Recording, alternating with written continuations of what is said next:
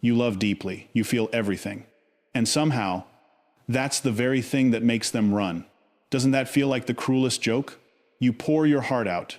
You offer safety, understanding, presence. And instead of pulling them closer, it pushes them away. But here's what nobody's telling you. Their retreat isn't about your flaws. It's about your power. Today, we're going to talk about why avoidants secretly, and I mean secretly, fear the emotional depth of an empath. And once you understand this, everything changes. You've probably felt this, that whiplash of hot and cold.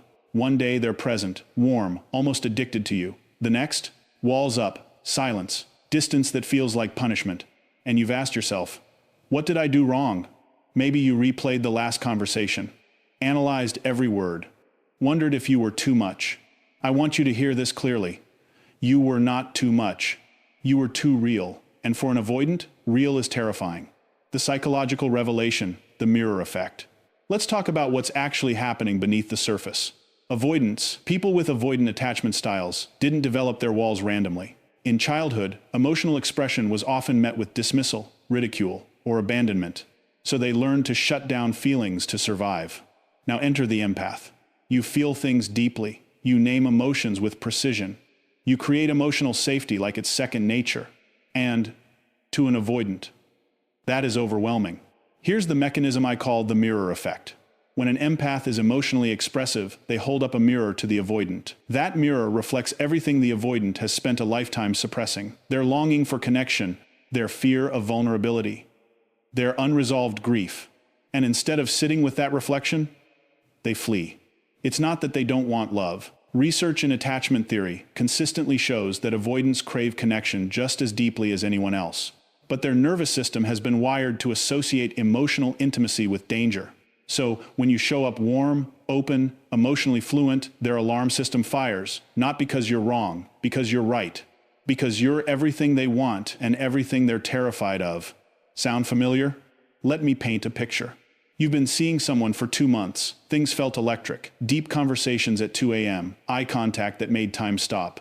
They said things like, "I've never felt this comfortable with anyone." Then one night you text them something vulnerable. Maybe you said, "I really care about you and I want to know where this is going." And they leave you on read. For 6 hours, your heart races, your mind spirals. You check your phone every 10 minutes. You draft 3 follow-up texts and delete them all. When they finally respond, it's cold, distant, almost robotic. What just happened? Here's what happened. Your emotional honesty triggered their threat response. To them, your vulnerability wasn't an invitation. It was an earthquake. Because if they let themselves receive your love, they'd have to feel. And feeling, to them, is losing control. So they did what their nervous system trained them to do since childhood. They disappeared. The mistake most empaths make. Here's where most empaths get it wrong. And I say this with love because I've watched this pattern destroy beautiful people. Mistake 1. You pursue harder. When they pull away, the empath's instinct is to close the gap. More reassurance, more warmth, more explaining. If I just make them understand how much I care. But to an avoidant, pursuit confirms their fear. It feels suffocating. It gives them permission to pull further away. Mistake 2. You shrink yourself. You start self-editing. You stop sharing how you really feel. You become less so they're more comfortable. And slowly, quietly, you abandon yourself, trying to keep someone who was never fully present to begin with. Mistake 3. You mistake their intermittent warmth for progress. They come back. They're suddenly attentive, tender, apologetic. And you think maybe this time is different. But that warmth, it's the rubber band snapping back. It's not growth. It's the cycle continuing. Listen to me carefully.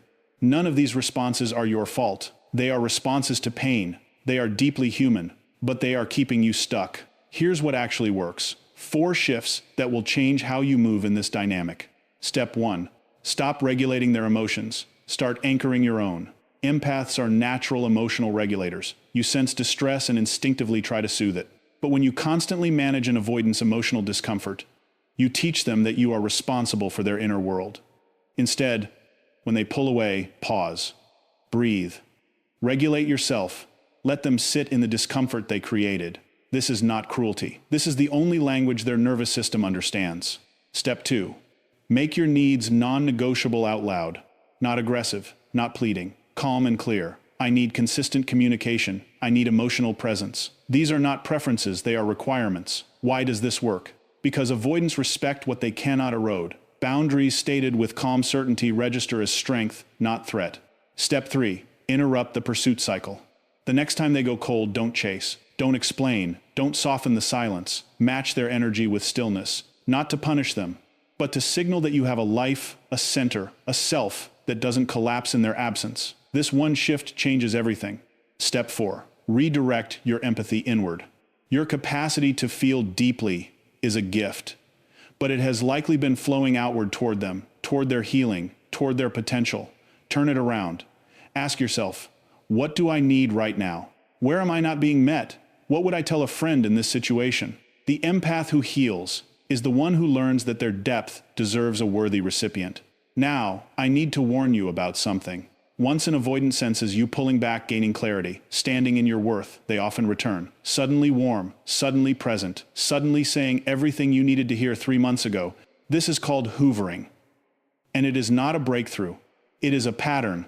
They are not returning because they've done the inner work. They're returning because your distance triggered their abandonment wound. And the moment you re-engage and the threat disappears, the walls come back. Do not mistake their return for resolution.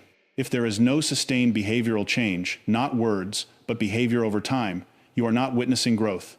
You are witnessing the cycle restarting. Here's the truth you came here for.